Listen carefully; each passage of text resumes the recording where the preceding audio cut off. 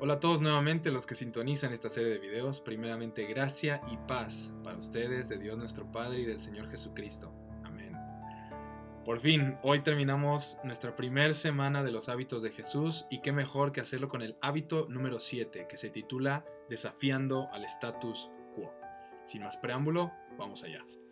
¿Cuál es el pasaje guía? Marcos capítulo 7 versículo 8. Dice así: porque dejando los mandamientos de Dios, os aferráis a la tradición de los hombres. El hábito de Jesús de desafiar el status quo incluye el tomar la decisión de enfrentarse con espíritu de amor a aquellos hábitos generalmente basados en tradiciones y que son carentes de propósito. Y actualmente, como cristianos, hijos de Dios, vamos a contracorriente de todas las cuestiones tradicionales, no solamente fuera de la iglesia, sino también dentro de la misma iglesia. ¿Okay? Ahora vamos a profundizar cómo Jesús nos enseñó a desafiar el status quo. Primeramente, el status quo es la manera como están las cosas, ¿ok? La forma en la cual el mundo se rige. Lo que será, será. Lo que será, será. Quédate con esa frase. Puede sonar repetitiva, pero así es como se maneja el mundo. Lo que es y ya está. Ahora, Jesús le mostró a la gente que no tenía por qué vivir sobreviviendo a duras penas. Jesús desafió la tradición que no tenía significado ni beneficio. Jesús estuvo celosamente comprometido con los mandamientos y las leyes de Dios, pero desafió las reglas hechas por los hombres que solo servían para controlar la vida de las personas.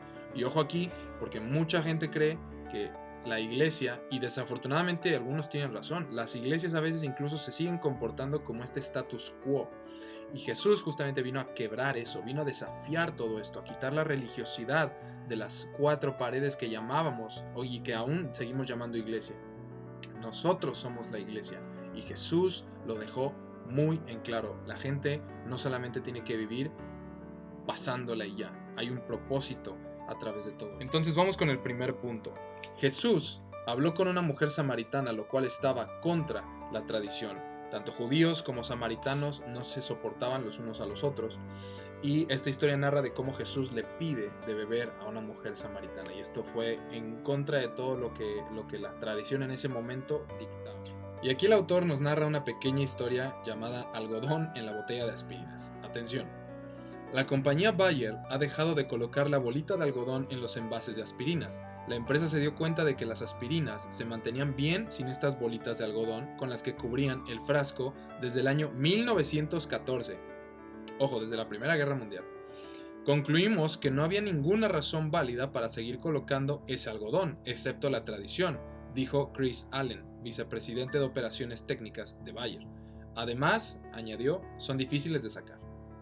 Entonces aquí vemos cómo a veces por mera tradición seguimos operando de cierta forma, cuando realmente hay un mecanismo mucho más eficiente o incluso lo que solemos hacer ya no nos beneficia en nada actualmente. Siguiente punto, Jesús sanó en día sábado en contra de una tradición muy respetada. Nuevamente la historia donde Jesús sana a una persona enferma que no puede caminar, pero la sana en sábado. ¿Y qué hacen los fariseos? En vez de asombrarse por dicho milagro, le reprochan a Jesús por qué andaba haciendo milagros en un día prohibido. Y nuevamente Jesús los desafía. Otra vez, las necesidades de la persona llegaron a ser más importantes para Jesús que la letra de la ley. Y como veíamos en hábitos anteriores, para Jesús era mucho más importante el ser benevolente, misericordioso, antes de todas las tradiciones y cuestiones que se movieran en aquella época. Siguiente, Jesús fue amigo de los pecadores. Y vino el Hijo del Hombre que come y bebe, y dicen, he aquí un hombre comilón y bebedor de vino, amigo de publicanos y de pecadores, pero la sabiduría es justificada por sus hechos. Mateo 11:19. Jesús amó a los pecadores y los alcanzó donde ellos estaban. Ojo, como veíamos, recuerden, construir relaciones, Jesús iba a donde ellos estaban. En lugar de condenarlos como personas sin esperanza. Esto provocó el enojo de los fariseos. Los fariseos, como sabemos, condenaban a los pecadores. Ellos se sentían como los más grandes, los más santos, se paraban el cuello. Y Jesús fue todo lo contrario. Jesús dijo, vamos a comer con ellos, vamos a hablarles a ellos, vamos a salvarlos. Entonces hasta aquí podemos ver cómo Jesús claramente llevó en contra, desafió el status quo. Jesús no se quedó con que las cosas tenían que ser y ya está. Él dijo, las cosas no se tienen que quedar solamente aquí porque sí. Podemos llevarlo a un nuevo nivel, y las cosas que son erróneas, las cosas que las personas, o como dice la Biblia, que ojo no ha visto, que son más espirituales, Jesús se las mostró a su pueblo.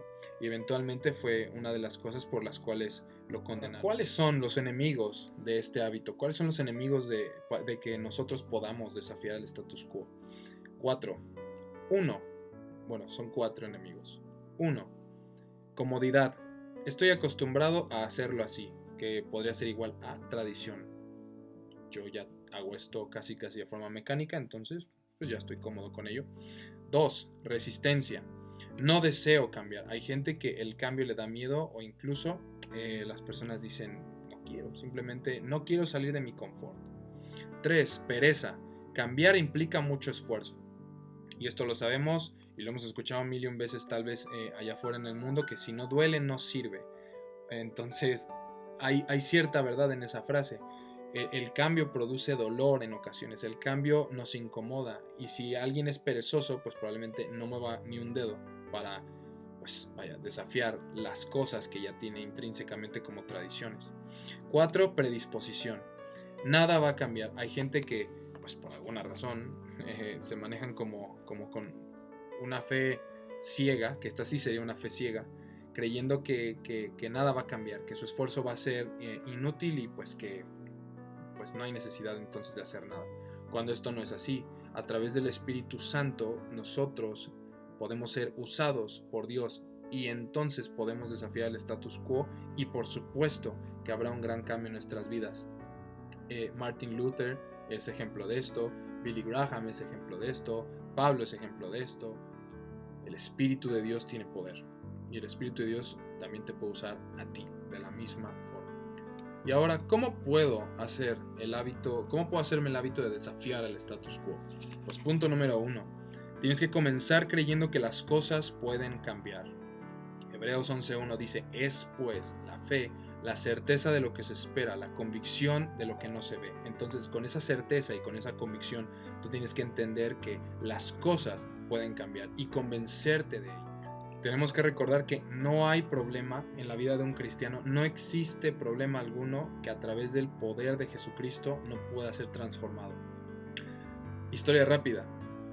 Se titula El costo de rehusarse a cambiar. De las 20 compañías que hace 40 años eran las más grandes de los Estados Unidos de América, solo 2 están todavía entre las 20 primeras. De las 100 empresas más grandes hace 25 años, casi la mitad ha desaparecido o ha declinado sustancialmente en su posición. Rehusarse al cambio significa declinar. Punto número 2. No aceptes lo que otros han dicho acerca de que algo es difícil o imposible. No hay nada imposible para el Hijo de Dios. Habrá cosas difíciles, pero la fe no hace las cosas fáciles, hace las cosas posibles.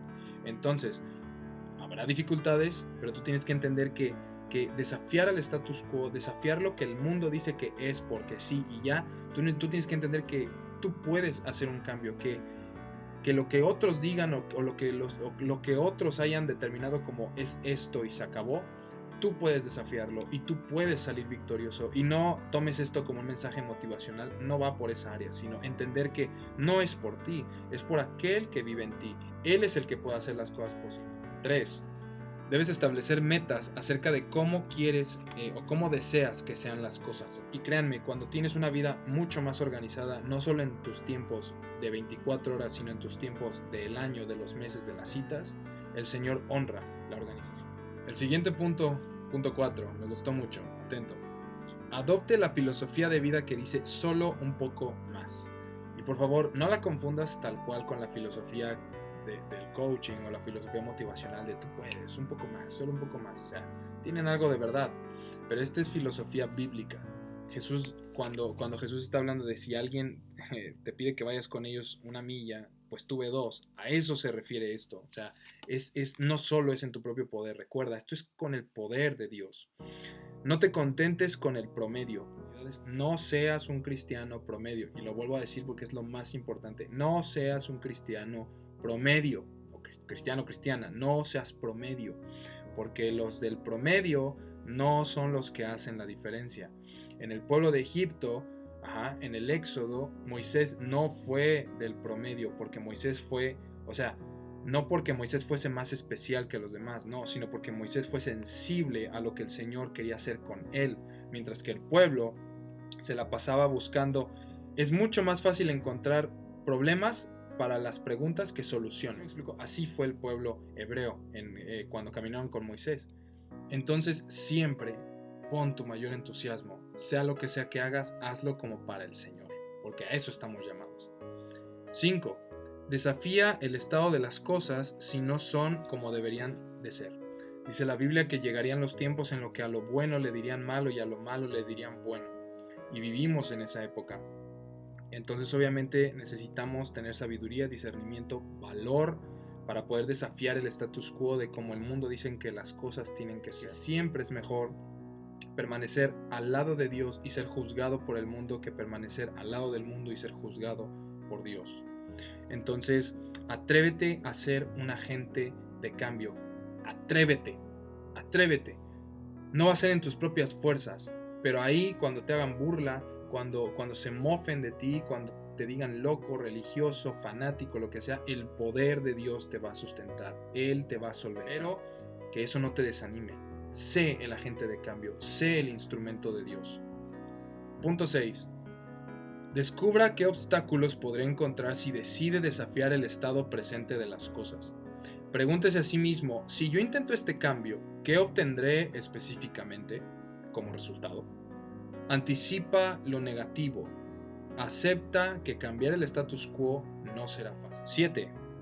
Haga una lista de las áreas de su vida que han llegado a estancarse.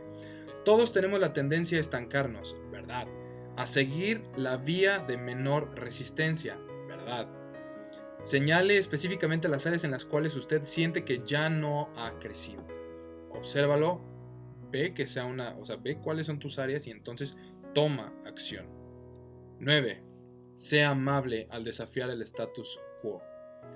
No asumas una actitud orgullosa que aleje a la gente. De ese modo usted puede ofender a las personas. El cambio ocurre más fácilmente cuando es presentado en una atmósfera de amabilidad. Algunas veces lo que molesta a las personas no es la idea de cambiar, sino la manera en la cual éste es presentado. No diluyas el evangelio, lo que sí es presenta el evangelio con amor, como lo hizo Pablo, por ejemplo. Último punto. Sé paciente. Cambiar lleva tiempo. Tenga paciencia y manténgase firme. Algunos días puedes avanzar grandes pasos. Otros, todo parecerá muy lento. No te rindas. Recuerda, el proceso de desafiar el status quo puede producirse a lo largo de un gran tiempo, pero eventualmente producirá satisfacción. Voy a cerrar con esta última frase que el autor pone que me gustó mucho. Dice así, también es de un anónimo. Señor, dame la gracia para reconocer las cosas que no pueden cambiar, valor para cambiar las que pueden ser cambiadas y sabiduría para reconocer la diferencia. Me encanta.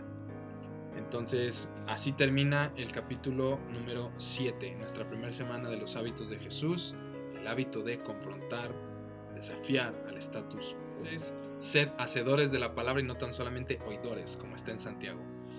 Bien, pues me despido. Que la gracia del Señor Jesucristo, que el amor del Padre y que la comunión del Espíritu Santo sean con todos ustedes. Mañana lunes arrancamos nuestra segunda semana con el hábito número 8. Chao.